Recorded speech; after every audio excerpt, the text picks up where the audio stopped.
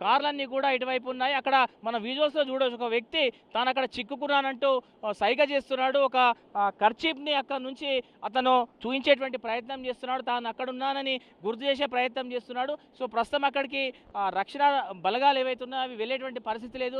NDRF బృందాలు కావచ్చు, police సిబ్బంది కావచ్చు, రెవెన్యూ యంత్రాంగం కావచ్చు, అక్కడికి వెళ్ళేటువంటి సిచ్యువేషన్ ప్రస్తుతం మనకు కనిపిస్తలేదు. దీంతోని ఎక్కడికక్కడే జనజీవనం స్తంభించిపోయింది. ఈ క్రమంలో ప్రాంతం అంతా కూడా పూర్తిగా నిండిపోయినటువంటి సిచ్యువేషన్. ప్రస్తుతం అయితే ఈ ప్రాంతం చాలా భయంకరంగా కనిపిస్తుంది.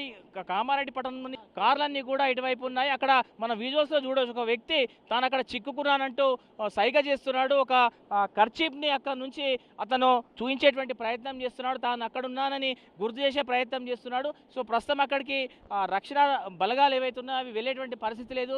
ఎన్డీఆర్ఎఫ్ బృందాలు కావచ్చు, పోలీస్ సిబ్బంది కావచ్చు, రెవెన్యూ యంత్రాంగం కావచ్చు, అక్కడికి వెళ్ళేటువంటి సిచ్యువేషన్ ప్రస్తుతం మనకు కనిపిస్తలేదు. దీంతోని ఎక్కడికక్కడే జనజీవనం స్తంభించిపోయింది. ఈ క్రమంలో ప్రాంతం అంతా కూడా పూర్తిగా నిండిపోయినటువంటి సిచ్యువేషన్.